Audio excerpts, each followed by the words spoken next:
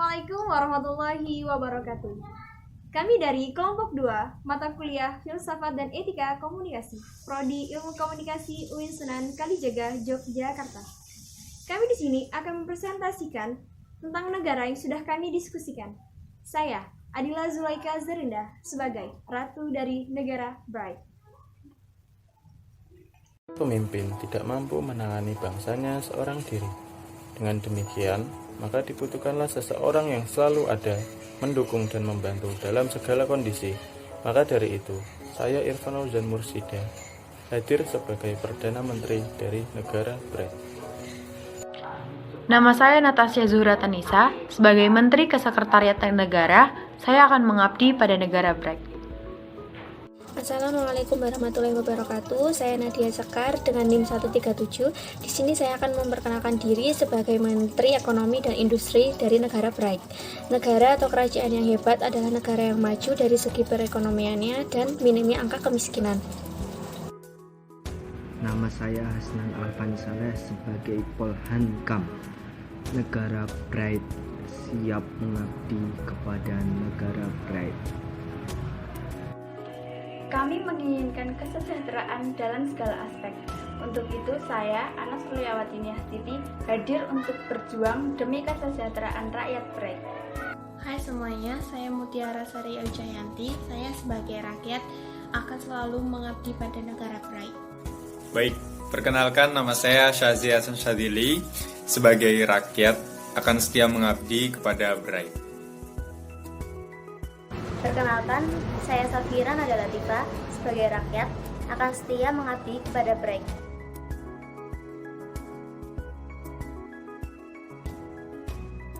Visi dari negara Bright yang pertama, melindungi segenap bangsa Bright. Yang kedua, memajukan kesejahteraan umum.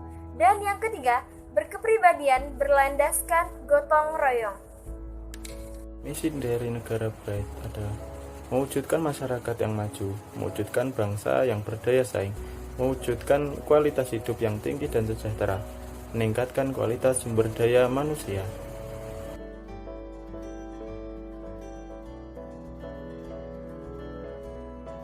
Baik, di sini saya akan mempresentasikan filosofi dan makna lambang negara Bright. Filosofi warna kuning pada bendera melambangkan warna yang paling cerah sesuai dengan negara kita, dengan berkaitan pada kebahagiaan dan perdamaian. Sedangkan arti lambang matahari tersebut ialah bisa membuat hati menyadari betapa pentingnya kehidupan ini. Dengan berkaca pada matahari, negara ini menjunjung tinggi realistis dan optimis. Selanjutnya, sinar cahaya putih pada bagian kiri memiliki arti rakyatnya dipenuhi dengan rasa cinta, kasih sayang pada sesama. Oleh sebab itu, rakyat akan saling menghormati antara satu sama lain dan senantiasa hidup dalam keelokan, ketentraman, dan kedamaian rohani. Di sini saya akan memberikan penjelasan mengenai makna dari bendera negara Bright. Makna dari bendera negara Bright yaitu filosofi warna kuning pada bendera melambangkan warna yang paling cerah sesuai dengan negara Bright dan berkaitan dengan kebahagiaan serta perdamaian. Sedangkan arti dari lambang matahari tersebut ialah bisa membuat hati menyadari bahwa hidup ini penuh dengan makna dan arti. Dengan berkaca pada matahari, negara ini menjunjung tinggi realistis serta optimistis. Sedangkan sinar cahaya putih memiliki arti rakyatnya dipenuhi oleh cinta kasih kepada sesama. Oleh sebab itu, rakyat akan saling menghormati satu sama lain dan senantiasa hidup dalam keelokan, ketentraman, serta kedamaian rohani.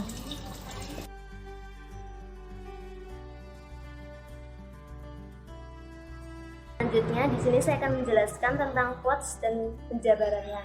Negara atau kerajaan Bright memiliki semboyan yang mencirikan diri kami, yaitu Jivan Prakas, Div Prakas, Cahaya Kehidupan, Cahaya Keilahian. Karena kami merupakan negara yang agamis, yang taat kepada Tuhan, sehingga kami tidak akan pernah melupakan cahaya keilahian yang selalu diberikan oleh Tuhan dan akan selalu teringat dalam hati dan semboyan kami.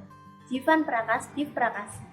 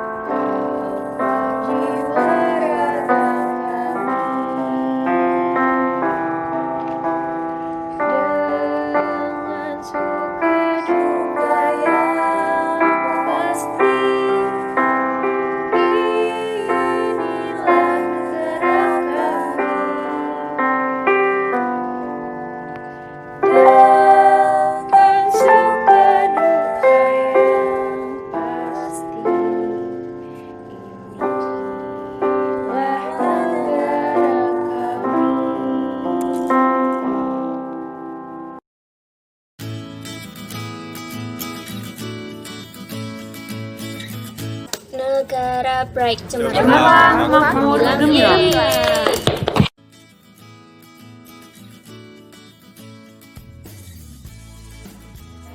Tidak hanya membahas mengenai negara, kami juga akan membahas tentang tokoh Alfred Schutz dan teorinya.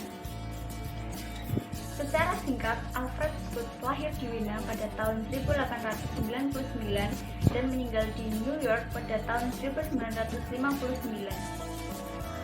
Ia menyukai musik dan ia pernah bekerja di bank dan mulai berkenalan dengan ilmu sosial dan hukum. Ia mengikuti pendidikan di Universitas Vienna, Austria dengan mengambil bidang ilmu hukum dan sosial. Gurunya yang sangat terkenal adalah Hans Kelsen yang merupakan ahli hukum, Ludwig von Mises yang merupakan seorang ekonom, Friedrich von Wieser dan Otmar Kahn yang keduanya merupakan ahli sosiologi. Selama kuliah, Alfred bekerja di perbankan dalam waktu yang cukup lama. Namun akhirnya ia beralih profesi dan mempelajari sosiologi, khususnya fenomenologi.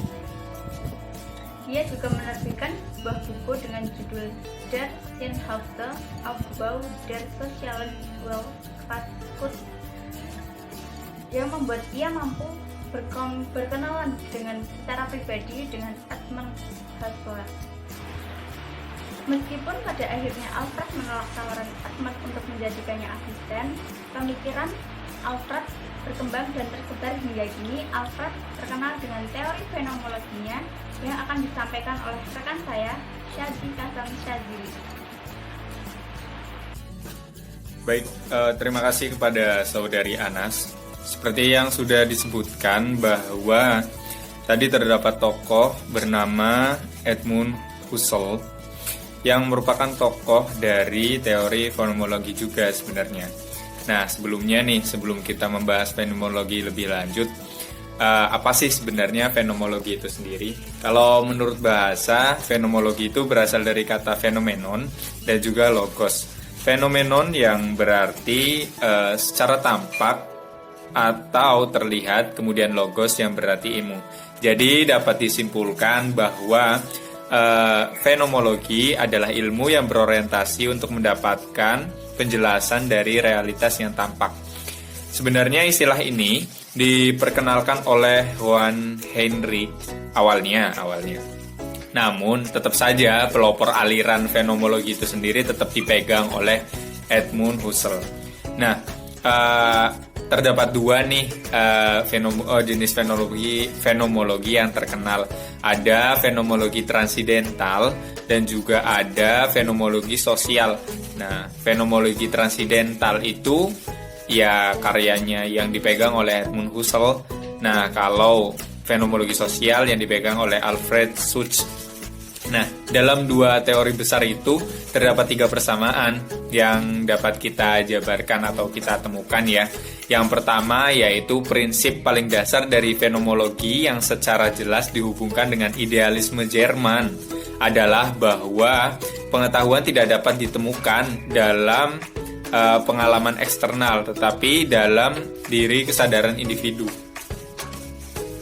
Yang selanjutnya adalah makna. Makna adalah derivasi dari potensialitas sebuah objek atau pengalaman yang khusus dalam kehidupan pribadi. Nah, yang ketiga, kalangan fenomenolog itu percaya bahwa dunia yang dialami dan makna yang dibangun melalui bahasa. Nah, penjelasan selanjutnya akan dijelaskan oleh saudari Ira. Terima kasih.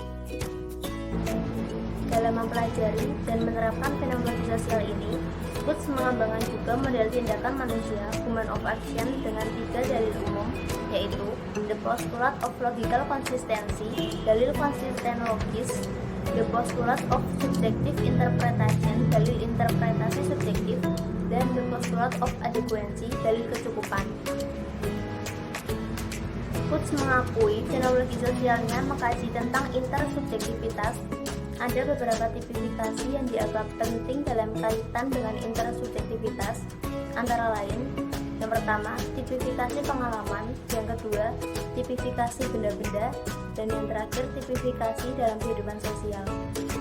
Quotes menyampaikan juga 4 unsur pokok fenomenologi sosial, yaitu yang pertama, perhatian terhadap aktor, yang kedua, perhatian kepada kenyataan yang penting atau yang pokok dan kepada sikap yang wajar atau alamiah, yang ketiga, memusatkan perhatian kepada masalah mikro, yang keempat, memperhatikan pertumbuhan, perubahan, dan proses tindakan. Berusaha memahami bagaimana keteraturan dalam masyarakat diciptakan dan dipelihara dalam pergaulan sehari-hari.